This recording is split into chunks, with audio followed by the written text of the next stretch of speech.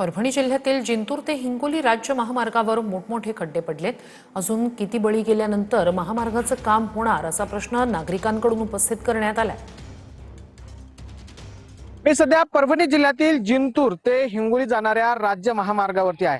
हा मार्ग जर आपण बघितला तर हा राज्य महामार्ग पूर्ण खड्डेमय झाल्याचं या ठिकाणी चित्र पाहायला मिळतंय। अनेकदा या ठिकाणावरनं प्रवास करताना नागरिकांना आपला जीव मुठीत घेऊन प्रवास करावा लागतो। खरं तर हा जो मार्ग आहे तो हिंगोली ते परभणी या दोन जिल्ह्यांना जोडणारा मुख्य महामार्ग आहे। मात्र याची अवस्था अत्यंत बिकट झालेली आहे। या ठिकाणावरनं अनेकदा जे आहे ते अपघात होऊन अनेकांनी आपला जीव गमावलेला आहे। हा रस्ता जो आहे तो कायमस्वरूपी पूर्ववत आणि चांगला करावा अशी मागणी या ठिकाणच्या नागरिकांकडनं केली जाते। आता यावरती प्रशासन काय भूमिका घेतं आणि हा रस्ता सुरळीत करतं का हे पाहणं महत्त्वाचं ठरणार आहे। कॅमेरा पर्सन सुदर्शन पाटील सह ज्ञानेश्वर उंडा, TV9 मराठी।